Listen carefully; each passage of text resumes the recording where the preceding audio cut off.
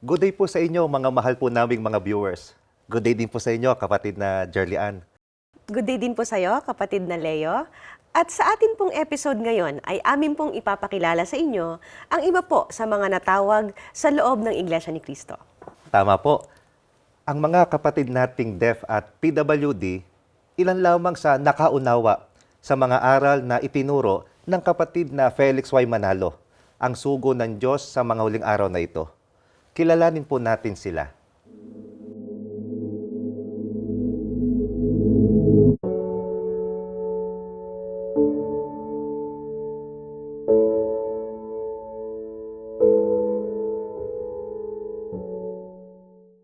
I am a former Catholic who worshiped and participated in the celebration of Christmas and believe in the Trinity. I had no knowledge of the worship services practiced in the Church of Christ. My neighbors and friends invited me to attend the worship services in the Church of Christ.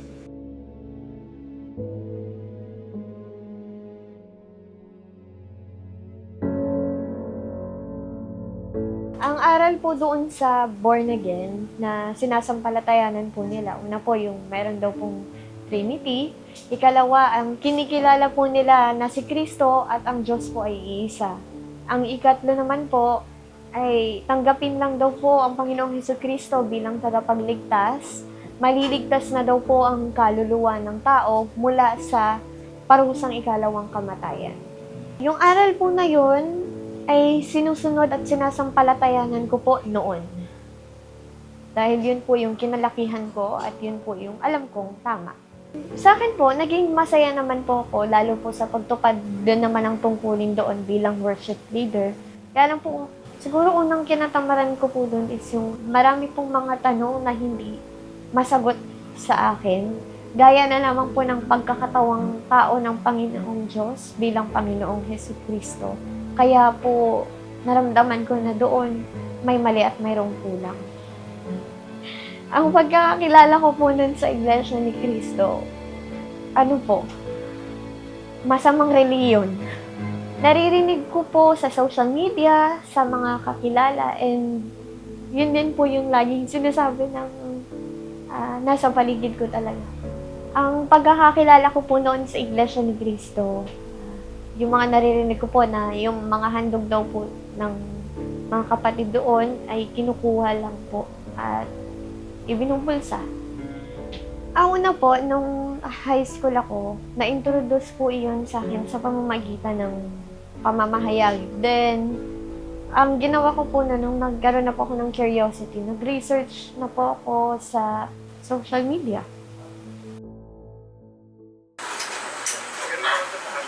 Then, after po nun, talaga pong inudyok po ng ama.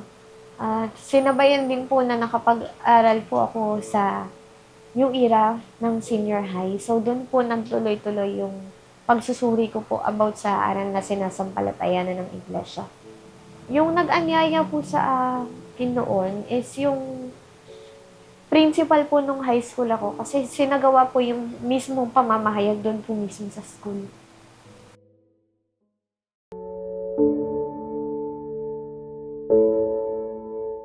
My former religion was Roman Catholic. I worshipped graven images and celebrated Christmas. I didn't know anything about the Church of Christ back then until my friend invited me to attend a Bible study in the Church of Christ. I accepted my friend's invitation.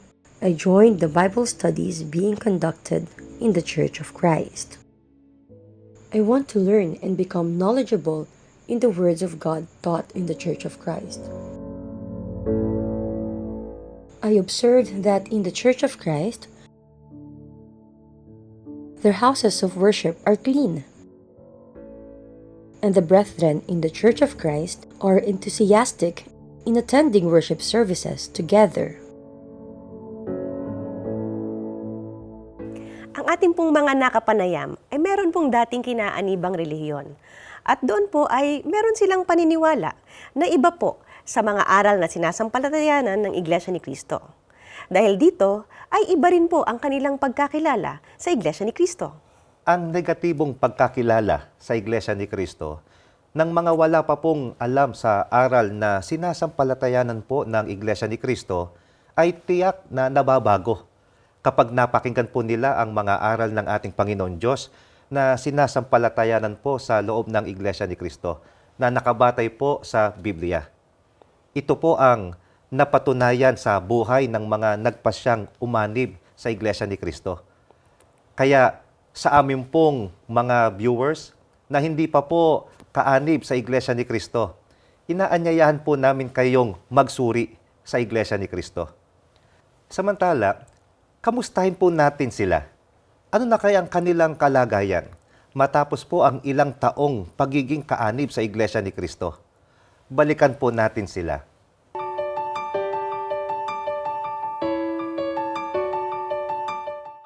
I am happy to attend the worship services in the Church of Christ. There is someone preaching the words of God in the Church of Christ. One of the doctrines taught to me was there is only one true God, the Father in heaven. I also learned the importance of God's messenger in these last days.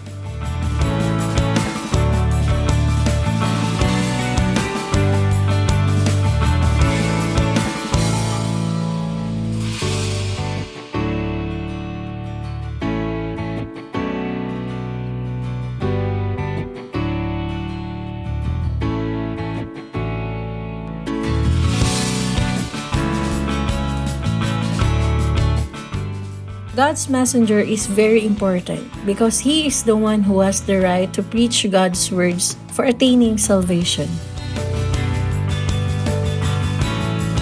Ang reaction ko po dito sa aral na itinuro dito sa iglesia, maliwanag at naipapaliwanag po ng maayos ng naaayon po sa Biblia. Una po, doon sa pagpapaliwanag po ng Iglesia ni Cristo is naipapaliwanag po ng galing sa Biblia. Though doon sa born again, nakakapagpaliwanag din naman po sila, pero mas marami po yung sariling paliwanag. Unang-una po, yung natutunan kong aral sa Iglesia ni Cristo is ang kahalagahan ng pagsamba. At ikalawa po, ang Iglesia ni Cristo po, ang nag-iisang tunay na relihiyon at doon po matatagpuan ang kaligtasan. Yung talagang natutuhan ko dito sa aral ng iglesia na talagang nagpakumbinsi po sa akin is yung kahalagahan ng pagsamba. Ikalawa po yung pagkakaiba po ng Panginoong Jesucristo at ng Diyos na yun po yung mga tanong na hindi ko nasasagot nung ako po ay dating nasa born again pa. Unang-una po doon sa tanong na yun is, ang pinagkaiba po ng Panginoong Jesucristo, talagang naipalawanag po na siya ay tao at ang Diyos po ay Espiritu. Unlike po nang nandoon sa born again, ang Diyos po at ang Panginoong Jesucristo ay iisa pero nagkatawang tao po para daw mailigtas ang tao noon sa sanlibutan. Ang isa pa po na sinasampalatayanan ko pong aral dito sa loob ng Iglesia ni Cristo ay ang kahalagahan po ng sugo ng Diyos.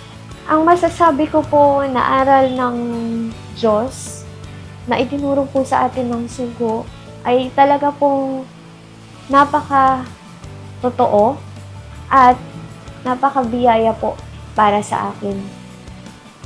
Dahil po, kung hindi po dahil dun sa aral na yun, is hindi po ako magiging kabilang sa loob ng Iglesia ni Cristo. Ang sinasampalatayanan ko pong karapatan ng sugo is yung pagtuturo po niya sa Iglesia ni Cristo about po doon sa pananatili ng tao sa loob ng Iglesia at kung paano pong magiging mas lalong matibay yung pananampalataya na itinuturo po sa loob ng Iglesia. Ang karapatang mangaral po ng salita ng Diyos, ng sugo po sa mga huling araw, ay pinagkaloob po ng ating pong Panginoong Diyos. By attending the Bible studies conducted in the Church of Christ, I learned the importance of obeying the commandments of the Lord God.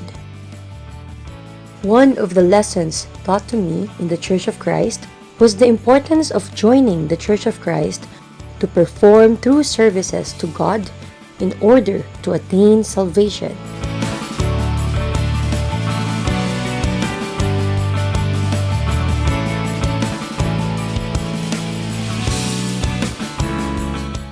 I was also taught that only the messenger of the Lord God can preach the Word of God. Because of this, I decided to join the Church of Christ and remain in the Church of Christ. Ang naging pagbabago po ng naging takbo ng buhay ko nung mula na naging Iglesia ni Cristo po ako is mas lalo pong naging matatag yung pananampalataya ko. Unlike po nung nasa born again po ako, talagang sumasamba lang ako, ganyan. Tapos, para lang masabing sumamba. Unlike po ngayon na talagang nararamdaman ko po yung pagpapala po ng ating Panginoong Diyos po. Nung nasa born again din naman po, naging masaya po ako kasi kasama po akong nakakatupad. Pero ngayon po kasing nasa Iglesia ni Cristo ako, bukod po sa nararamdaman ko ang pagpapala po ng ating Panginoong Diyos, nararamdaman ko po na sapat na yung paliwanag at wala pong kulang. Ang isa pa pong dahilan kung bakit po nagpasya akong umanib sa loob ng Iglesia ni Cristo ay naituro po ng maliwanag sa akin na ang handog ay ginagamit po sa pagpapatayo po ng gusaling sambahan at sa maigting na pagpapalaganap po ng mga gawain sa loob ng iglesia. Pinagpapasalamat ko po sa ating pong Panginoong Diyos sa paglalagay ng sugo sa mga huling araw ay ang pagkakabilang ko po dito sa loob ng Iglesia ni Cristo. Dahil po doon ay nagtumibay po yung pananampalataya ko. Gayon man may kakulangan po ko sa akin pong katawan, pero napakita po ng Panginoong Diyos yung pagmamahal niya po sa akin. Tama po ang kanilang naging pasya. Una po ay nagpaunlak sila sa paanyaya ng mga kapatid po namin sa Iglesia ni Cristo. Nagsuri po sila at tinanggap ang mga aral na nakabatay sa Biblia. Samantala, kamakailan po ay isinagawa ang Fun and Friendship Day para po sa aming mga kapatid na dumalo sa Iglesia ni Cristo Museum. Narito at panoorin po natin sila.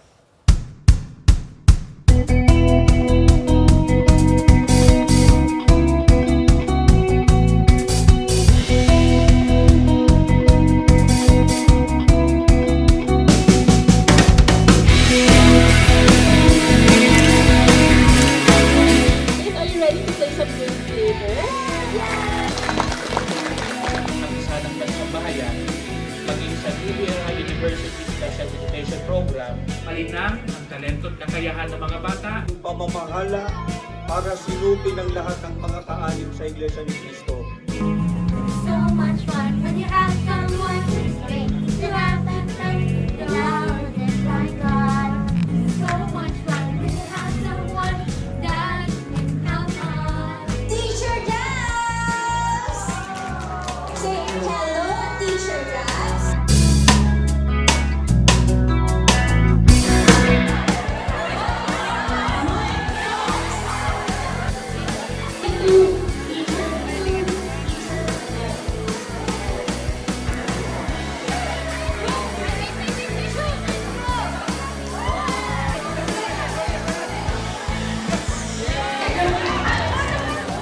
Masaya po dahil first time po namin nakarating dito sa mga aktibidad po at marami pong mga kalaro po ng mga bata. Unang-una, yung anak ko na may kapansanan, nakikita ko po na masaya siya. Dahil gawa po ng first time po nakarating kami dito sa museo. Dahil kung hindi pa po ako nakarating dito kasama yung anak ko. Yun lang naman po ang ano ko na sana tuloy-tuloy pa po na mayroong ganito na mga aktibidad. Bilang magulang po, dahil karamihan po sa ganito na may special na anak, parang ikinakahiya po. Pero sa akin po, hindi. Unang-una po, nagpapasalamat po ako sa tagapamahala po na sana tuloy-tuloy pa po na mayroon makakarating pa po kami. At saka masaya po kami nakarating kami na mayroong ganito po. Dahil sa totoo lang po, may karamdaman na matindi yung anak ko. Masakit po sa puso yan. Hindi talaga makakalakad yan. Ngayon, na nandito kami, sobrang saya po talaga nakarating kami. Dito po sa Jose. When we heard of the activity that is being launched by the church administration, sponsored by the Christian family organizations of the Fun and Friendship Day, my wife and I were very eager and we really look forward to coming to this activity. For us being a parent of someone who has autism, our son has autism, it's an activity that we look forward to having with the brethren in the church who are also going through the same things of taking care of someone who has autism. Because this is an activity for us that those who are in the same situation would be able to come together and, without any fear of judgment, because sometimes not many people understand what parents go through in taking care of children with special needs. And so that's why in this activity, the children are pretty much carefree and the parents are very much relaxed actually in having fun in letting their children just be themselves. And the parents also being themselves without any being apprehensions of sometimes when you're outside there's fear of judgment of how they view someone who's taking care of someone with autism and they don't understand what's going on. My family and I would like to thank our Executive Minister, Brother Eduardo V. Manalo, and to our Deputy Executive Minister, Brother Angelo Eranio Manalo, for launching this activity for the parents who are raising children with autism. This is something that's truly heartfelt to us, something that's very special to us, and we thank you for remembering us because this is something that could be of great help for the community of brethren who are in the same situation as us, that we are helping the children grow to be true Christians. We look forward to many more activities launched by the CFO with regards to activities for children who are differently abled, and we look forward to continuing to unite with the church administration with these kinds of activities that would bring glory and honor to our Almighty God. Bilang isa po sa mga dumalo ngayon at nakasaksi sa Fun and Friendship Day na isinagawa po dito sa INC Children's Museum, ay kitang-kita po sa mukha ng mga magulang na may mga anak po na may special needs ang kanilang kaligayahan. Kanina nga po, nang matapos po ang activity po natin, ay may isa pong magulang na lumapit po sa amin at nagpahayag po na sana maulit pong muli ang ganitong mga aktibidad. Talagang bakas na bakas po sa kanilang pakiramdam na damang-dama po nila ang pagmamahal ng pamamahala sa isinagawa pong aktibidad. Sa panig naman po ng mga kabataang naririto, ay talagang bakas na bakas po sa kanilang mga mata, sa kanilang mga ngiti, kung gaano po nakapagbigay ng kaligayahan sa kanila ang ganito po nating mga aktibidad. Ang susunod po nating aktibidad pagkatapos po ng Fun and Friendship Day sa araw po na ito, ay isasagawa naman po ang Fun and Friendship Day sa lahat po ng mga distrito.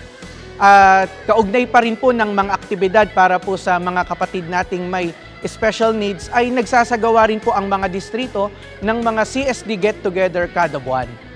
Kaya't sa panig po ng mga magulang at ng mga kabataan po na dumalo, ay ipinaaabot po nila ang pagpapasalamat po sa atin pong tagapamahalang pangkalahatan, ng kapatid na Eduardo V. Manalo, at sa atin pong pangalawang tagapamahalang pangkalahatan, ang kapatid na Angelo Eranio V. Manalo.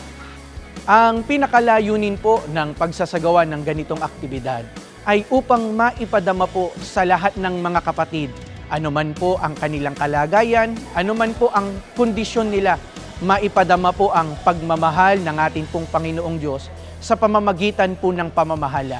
Nang sa gayon, lahat po tayo na mga kaanib sa Iglesia ni Cristo ay maihanda po sa pagtatamo ng pangakong kaligtasan. Sa kauna-unahang pagkakataon po, isinagawa ang Fun and Friendship Day sa mga kapatid po natin na may special needs kasama po ang kanilang mga magulang. Ang mga batang naririto po ngayon ay may mga kondisyong autism, ADHD, at saka Down syndrome po. Inilunsad po ang aktibidad na ito sa pagpapatibay po ng ating tagapamahalang pangkalahatan, ang kapatid na Eduardo V. Manalo.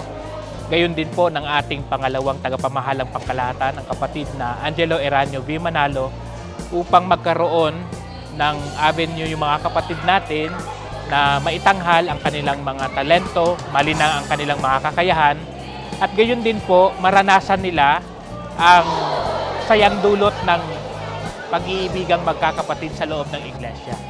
Magkaroon din po sila ng partisipasyon sa mga gawain sa loob ng Iglesia ni Cristo. Gayon din po sa mga kapatid natin at maging sa mga may tungkulin ay matutunan nila kung paano ang angkop na pakikitungo sa mga kabataang may ganong kondisyon, gayon din po sa kanilang mga magulang.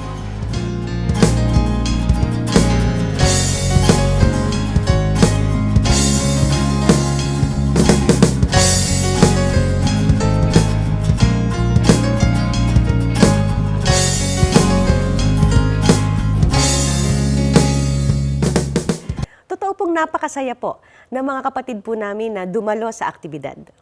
Kapatid na Leo, kanina po ay napanood po natin sa ating pong mga nakapanayam kung paano po nila nakilala ang Iglesia ni Cristo at kung anong mga aral ang kanilang naunawaan. Tama po. Kaya balikan po natin silang muli. Panoorin po natin sila. Sa ating pong tagapamahalang pangkalahatan, ng kapatid na Eduardo V. Manalo, ipinagpapasalamat ko po ang kanya pong paggabay sa atin po dito sa loob ng iglesia dahil po sa kanyang mga turo na at paggabay po sa kanya ng ating Panginoong Diyos. Hanggang ngayon po patuloy ang paglaganap ng Iglesia ni Cristo. At higit po sa lahat, dahil din po sa kanila pong mga pagtuturo sa atin ng salita ng Diyos, mas patuloy pong napapalawak ko po ang pamumuhay espiritual at lalo pong nagtutumibay ang aking pananampalataya po.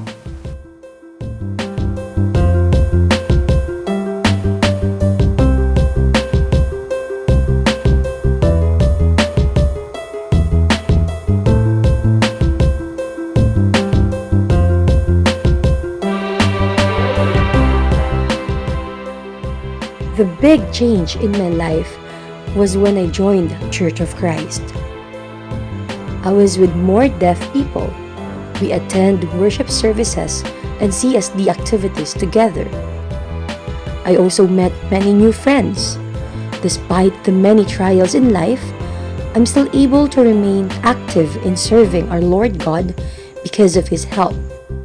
By His mercy, He guides us under the leadership of our executive minister who teaches us to remain in the Church of Christ. Brother Eduardo V. Manalo, thank you very much. We feel your love for the deaf community. I promise that I will be even more enthusiastic in serving our Lord God to please Him.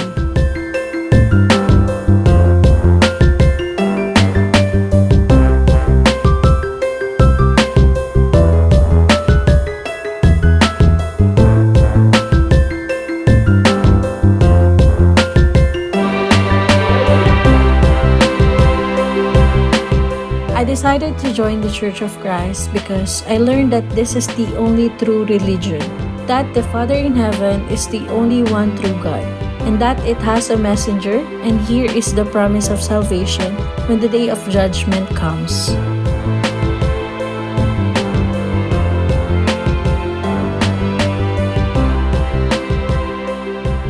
Brother Eduardo V. Manalo, thank you very much for your care, love, and guidance. I promise to continue to be active in the Church of Christ until I attain salvation. Sa kabila po ng kanilang kalagayan, ay labis po ang kanilang pagpapasalamat sa pagsusugo na ginawa ng ating Panginoong Diyos sa loob ng Iglesia ni Cristo. Dahil dito, sila po ay nagkaroon ng karapatan sa tunay na paglilingkod at pagtatamo ng kaligtasan. Maraming salamat po, kapatid na Jerly Ann. Maraming salamat din po sa inyo, mga mahal po naming mga viewers. Maraming salamat po, kapatid na Leo. At sa mga nais pong mag-aral at matuto ng sign language, ay i-download nyo lamang po ang aming app, available through Android and iOS. Nasa 8,000 words po ang pwede nyong matutunan sa app na yan. At para po kayo ay patuloy na maging updated sa mga events and activities ng CSD, i-follow nyo lamang po ang aming Facebook page. Ganun din po, i-follow nyo kami sa aming Instagram, just type CFO_CSD. At kung kayo po ay may na-miss na episode ng CSD, ay pwede po kayo mag-subscribe sa aming YouTube channel sa INCTV/Christian Society for the Deaf. And don't forget to like, subscribe, and share our posts too. At para po malaman ninyo ang iba't ibang aktibidad ng mga kapatid po naming deaf at mga proyekto para sa kanila, ay isearch nyo lamang po ang website ng Iglesia ni Cristo para dito. Just type signlanguage.iglesianicristo.net. Sa amin pong mga kababayang deaf at sa inyong pamilya, sana po ay patuloy ninyong tangkilikin ang programang nilikha para sa inyo. Ito po ang Christian Society for the Deaf.